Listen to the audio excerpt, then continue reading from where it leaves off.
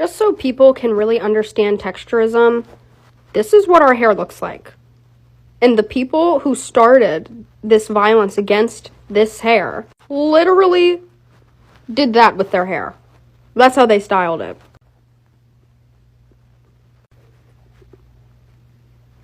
Those were the people saying shit about this. Okay? They were saying shit about this when their hair looked like this. Well, our hair looked like this. Okay? Now, don't you ever validate texturism. Because people who looked like this created it. That right there. While we look like this. Okay, case closed. Case closed. No, actually, I'm not done yet. Because I'm going to show you more. Art. Literal fucking art. Even the dudes were doing crazy elaborate things with their hair. Okay?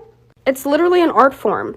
This is where beauty and intelligence comes together. There's a reason that our hair is discriminated in media. There's a reason that those same people I showed earlier denied women like her the ability to wear this hair to school and work. Because we would have continued to design it in elaborate ways. We would have continued to know how to take care of it, and it would have flourished. And the moment you rip an African away from their hair, now they don't know who they are. But we are this. This is us. This is what we do when we have true freedom. This is what we've been doing for thousands of years outside of white violence. So go back to it. Just never forget, racism is narcissistic abuse, meaning at its core is deep-seated insecurity. And then there's just a layer of violence and aggression wrapped around it to protect that inner core. So guys, the youngest and smartest president in Africa, Captain Ibrahim Traoré, the president of Burkina Faso, has done it again. According to Burkina Faso President Captain Ibrahim Traoré, he is sending a strong warning and message to the schools in Burkina Faso, including the private schools and the government schools, telling them that no teacher should punish any student because of their bushy hairs or their natural hair. According to Captain Ibrahim Traoré, he said, our hair is our strength. So if the student is not willing to cut his or her own hair, then they should not force them to cut off. But the only thing they can do is to guide and teach them how to dress it and keep it clean. But they should not force them to cut it off. That school will be sealed or will be closed, and the teacher too will face 6 months imprisonment. Are you with Captain Ibrahim Traoré? Let me see your thoughts under the comment section. Do you think what he's doing is making sense or does not make sense? Yes, what he's doing makes mad sense. You just know when you look at Mr. Traoré that he was a strong man in his former life. And even in this life, he did not come to play. We need a Mr. Traoré in every country on this continent. How can we make that happen, please? When you know yourself as an African and you are proud to be an African, it shows. Not only does it show in how you carry yourself and how you feel about yourself, it also shows in how you see your people and how you feel and think about them. And it also shows in the kind of laws that you uphold for your people. Some of us might not really understand what this man just did. For him to come out and say, let our children carry their hair how they want to carry their hair. Let them have rights over their own hair. If they want to grow it out, let them grow it out. Just teach them how to, take care of it. Stop policing our children and their hair. Some of us don't understand what this means. This man understands the importance of our hair. He knows that our hair is part of our identity as a people. And also, when you think about when African people's hair started getting policed, it's from during colonization. When those colonial hoodlums came down here and they saw how important hair was to us as a people. Hair says a lot, like your age, your ethnic group, whether you're even single, what spiritual practice you practice. It says a lot, and it was very, connected with identity. So our ancestors took a lot of pride in their hair. And as we can see in the various unending African hairstyles we have across the continent, they were very expressive with their hair. And styling of hair wasn't gender specific either, because hair was important to everybody. So when those colonial hoodlums came and they found out that hair meant so much to the African people and that they find pride in their hair, they started attacking African hair. So they attacked African hair and they demonized it. They also started making African people cut their hair.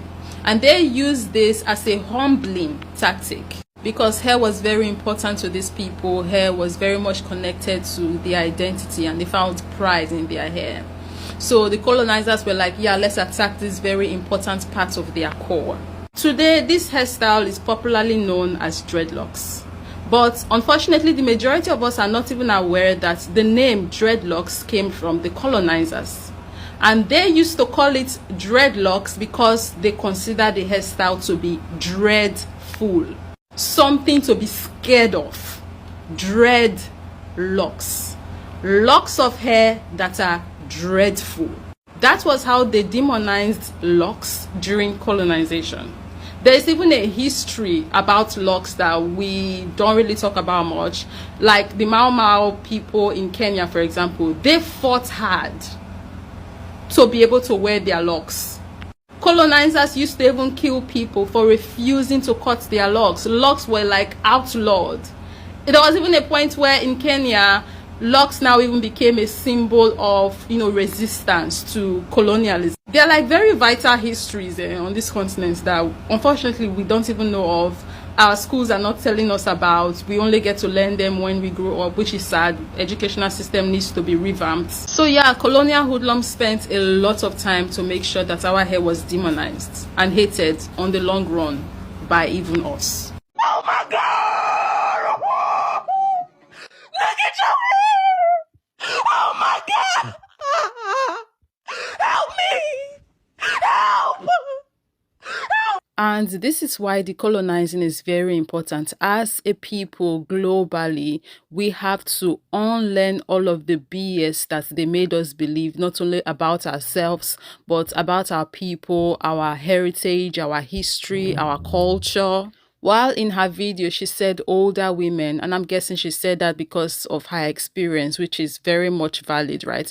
But we all know that there are young people who feel this way as well. There is a lot we need to unpack as a community globally, and this is something we have to be intentional about, because I don't think we can truly be free if we don't unpack all of these things. So now let's bring this all back to the beginning of this video. Mr. Traoré putting a law in place that would allow African children to be able to carry their hair however they want to carry their hair, in peace, without prejudice, which is amazing.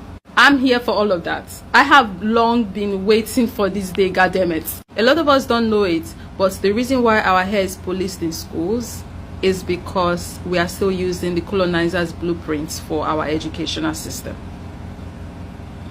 Remember when I said in the beginning that they policed our hair and attacked our hair and made us cut our hair during colonization?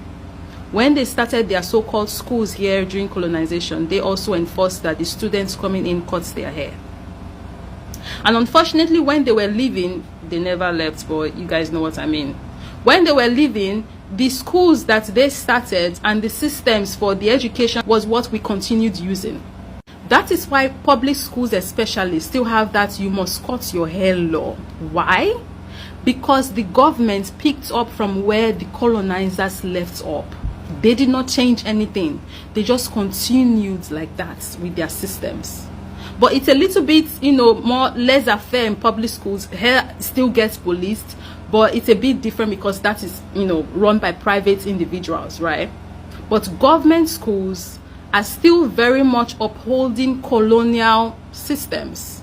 Hell, government institutions, the entire government on this continent now, except Mr. Traoré, right? They are still very much upholding colonial systems. And it's not just hair. It's the same with the borders. Why do we still have borders bordering us in? That was what the colonizers wanted and put together. Why are we still upholding these systems? Visa. Why do Africans need visas to travel across this continent, but them in Europe don't? Why are we still cutting our hair in Africa so we can get an education, but they are not cutting their hair in their public schools over there in Europe or America, United States of America, right? Why? We need to think about these things. I'm so happy Mr. Traoré is doing what he's doing. Not only is this man intelligent, he's also smart. Government, political, sphere smart, and also African smart. Asking African people to cut their hair for an education makes no sense. You can't even give African children the opportunity to express themselves how they want to express themselves with their own hair. And every day we talk about African pride, African pride. How can you be fully proud of who you are as an African child if you are not proud of your hair, if you are not given the opportunity to be able to reflect yourself to the world as the African that you are? We have to get this clean cut carpet hair look. That was what the colonizers wanted. Why are we still upholding that? What does it do for us? Same with how we wear these uniforms when we are going to school. Why do we wear these uniforms? Like, if we must even have uniforms to go to school with, they should reflect us. Give these children kente or something, some native, to sew some cute African. That's what we are supposed to be doing. This British arrangement of uniforms, nah. I'm very happy Mr. Traoré did this. I cannot wait for us to do it across the continent. Because all of these years, even though we are not aware of it, we have been viewing ourselves from a colonial lens, upholding colonial system, and not giving ourselves the opportunity as African people to even be able to express ourselves in our true, authentic form. Even if we wanted to, the system did not want us to, because the system is a colonial system. Just so people can really understand texturism, this is what our hair looks like. And the people who started this violence against this hair literally did that with their hair. That's how they styled it.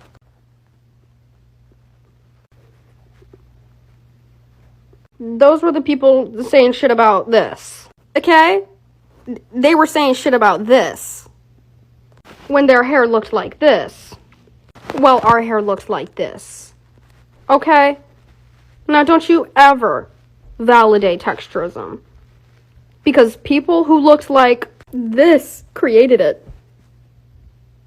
That right there. Well, we look like this. Okay, case closed. Case closed. No, actually, I'm not done yet. Because I'm gonna show you more. Art.